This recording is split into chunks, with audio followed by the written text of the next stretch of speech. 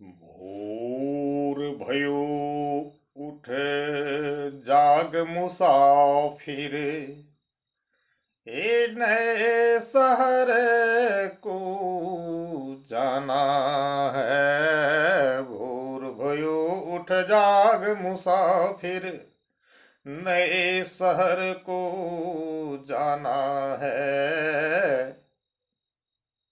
तन कर गारी मन कर ईंधन, श्वास घड़ी लटकाया है। भोर भयो उठ जाग मुसाफिर। सबसे बड़ी बात, आपने इस बात को सोचा होगा, मुसाफिर किसको कहते हैं? राहगीर को। जो रास्ता पे चलते हैं उसको हम मुसाफिर कहते हैं। लेकिन बात यहाँ देखिए, हम भी चलते हैं, आप भी चलते हैं, चांद भी चलता, सूरज भी चलता है, नदी भी चलते, नाले भी चलते हैं, धरती भी चलती और आसमान भी चलता है। सबके सब गतिमान है, स्थिर कोई नहीं है। इसीलिए संतों ने भोर भयो उठ जाग मुसाफिर, नए शहर को जाना है। जाना अगर आपका रुक जाए, चाहे वह साइंस हो या मेटाफिजिक्स हो, कहीं कुछ नहीं। जब यह क्रिएशन निश्चल और स्थिर हो जाएगी तो फिर कहीं कुछ किसी कोई ना तो अस्तित्व है, ना कोई सोच, कुछ है ही नहीं। जब गति हुई सृष्टि हुई, गति में है सृष्टि में है। लेकिन यहाँ जो मुसाफिर चल रहा है, जिस रास्ते चल रहा है, क्या उसका पांव उस रास्ते में स्पर्श कर रहा है? शायद इसलिए मैंने प्रभाती में इस शब्द को आज गाया है। काहे तो यदि मेरा पांव जमीन पे हो तो यात्रा मेरी होगी, कुछ ना कुछ होगी। लेकिन ऐसा हो नहीं रहा है।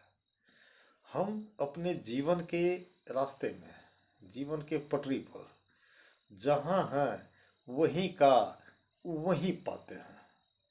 आखिर क्या है इस चीज का मतलब? कि मेरा कोई आधार तय नहीं है। तन कर गारी मन कर ईंधन।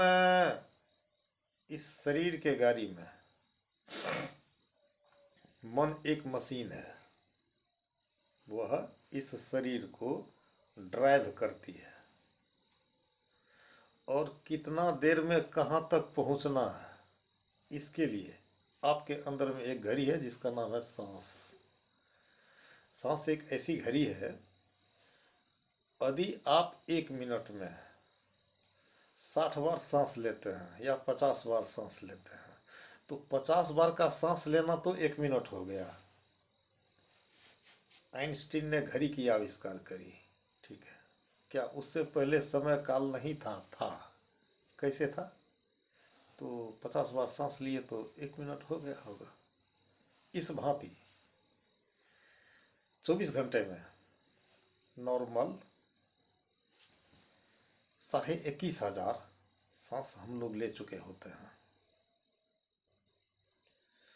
और कहने का ग्रज ये है कि 24 घंटे में हम जब 21,500 सांस लिए तो एक कुम्हार जो घड़ा बनाता है उसकी भी आयु कुछ न कुछ निर्धारित होती है।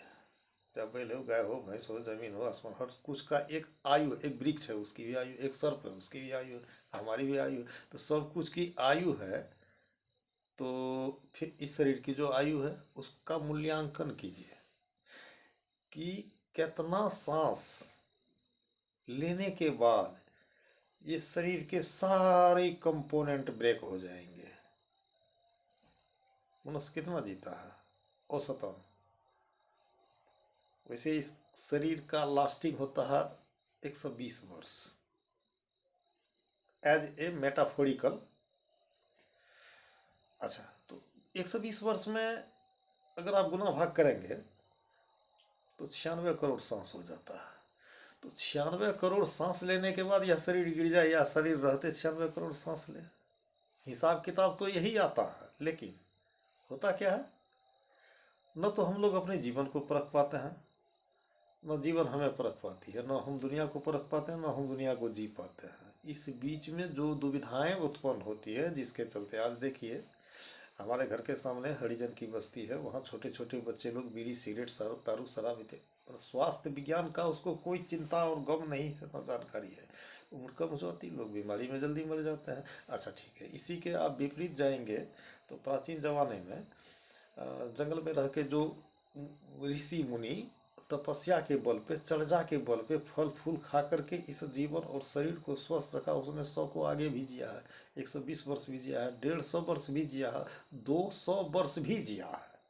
तो आखिर उसको जीने के लिए एक अलग कोटा नहीं न है, इसी शरीर को जीने की पटरी पर रखा तो जिया है।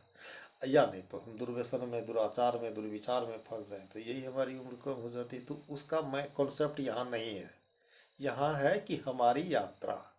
तो अब इसी उम्र में, इसी जीवन में कबीर ने एक बहुत अच्छी बात कही।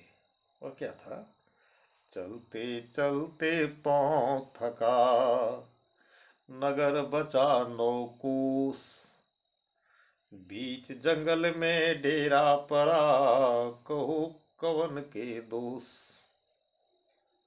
ये क्या है, भर दिन चला है भाई, दूरी कितनी है, तो 9 कोस। कल फिर चले, कितना दूर बचा है जी, 9 कोस। जीवन भर चलते आए हैं, 9 कोस की दूरी हमारी बची हुई है। ये पंचभौतिक देह है, अन्नमय कोश, मनोमय कोश, प्राणमय कोश, ज्ञानमय कोश, विज्ञानमय कोश। 5 कोश तो ई हो गया, और 4 कोश है अंतर में। वह क्या है, तो हमारी अंतःकरण की इंद्रियां हैं, मन है, बुद्धि है, चित्त है, अहंकार है। इस 5 4 9 कोश में यात्रा करते करते हम लोग 9 कोश में हैं। इस 9 कोश को पार अगर न करें तो फिर क्या हो जाता है, चलते चलते पाँव थका, नगर बचा 9 कोस, तो बीच जंगल में डेरा पड़िया, कहो कवन के दोष। दुनिया का उम्र कितना है, हमने जो कहा रास्ता और मुसाफिर, आप बात विचार करेंगे, आपके अंदर में अगर बीख लगेगा, विरह लगेगा, तो अब दार्शनिक हो जाएंगे। मान लीजिए आइजैक न्यूटन एक बहुत बड़ा वैज्ञानिक हुआ, जैसा है विकिपीडिया जो बताती है, उसने एक आम को नीचे गिरते देखा था, तो वहां से वह गुरुत्वाकर्षण केंद्र का पता किया। अरे उससे काफी पहले 1000 2 4 हजार 10,000 वर्ष पहले महर्षि कनाद ने भी इस सिद्धांत को दिया था। चलिए आधुनिकीकरण कीजिए, न्यूटन ने देखा तो वर्षा होती कहाँ होती, ऊपर होती है, वर्षा भी तो नीचे ही होती है। अच्छा ठीक है, तो जब वर्षा नीचे ही होती है तो सावन भादो में नदी नाला खाई में पानी लग जाता है, चैत बैसाख में वो पानी कहाँ जाता है, वो अपने मायके को जाता है कि ससुराल को जाता है। वही सूरज की किरणें गर्म होती है, पानी सूख के वाष्प बनता है, और वाष्प का ऊर्ध्वगमन होता है, ऊपर की ओर जाता है। ऊपर के ओर जाने के बाद वह एक बादल लगाता है, बादल लगा के आसमान में स्थिर रहता है। फिर आएगा आषाढ़ सावन, तो वहाँ मौसम टकराता है, गर्मी ऋतु और वर्षा ऋतु दोनों के आघात और प्रतिघात से फिर मानसून बनता है, और वह मानसून भी यात्रा ही करती है। आपने सुना होगा मानसून कर्नाटक में आ गया है, मानसून बंगाल में आ गया, मानसून हिमालय में टकरा गया। वह मानसून टकराने के बाद फिर वह बारिश होकर के जमीन पे गिरती है। तो एक चीज़ आपको गौर करना पड़ेगा, मेरे दरवाजे में भी एक गड्ढा है, उसमें भी पानी गिरा था, वाष्पीकरण हुआ तो उस पानी का भी वाष्पीकरण हुआ, वो भी ऊपर गया था। आपके दरवाजे में थोड़ा सा गड्ढा था तो उसमें भी पानी लगा था, जब समय आया तो वह भी वाष्प बन के ऊपर गया, तो दोनों पानी तो ऊपरे न गया, अब फिर ऊपर से नीचे। लेकिन आपके पास में यह निर्णय है कि मेरे दरवाजे पर के गड्ढा वाला पानी उड़ के आपके दरवाजे पर तो कहीं नहीं चला गया, मेरे दरवाजे पर कहीं दूसरा का तो पानी नहीं चला आया। यही है बूंद समाना समुद्र में, जानत है सब कोई। समुद्र समाना बूंद में, बिरला बूझे कोई। जैसे एक समुद्र का अस्तित्व एक बूंद पानी में है, उस पानी का जैसे पानी पानी मह मिली गयूं, तैसे ढूढ़ी मिला कबीरा। एक लोटे पानी को समुद्र में छोड़ दिया जाए तो आपके पास में वह निर्णय नहीं बच पाता है कि यह कौन सा पानी मेरा था। इसीलिए इस अनंत अस्तित्व में कोई लेखा जोखा नहीं है, तो हम भी वही पानी हैं जिसको रिसर्चर्स ने आवागमन कहा है। आते हैं जाते हैं, आते हैं जाते हैं, आने वाले आते हैं, जाने वाले जाते हैं, लेकिन यही निर्णय नहीं है कि कौन कहाँ आया कौन कहाँ से गया था। यह निर्णय हो जाए तो आपकी तीसरी आंख खुल गई, आप दुनिया को देखिए।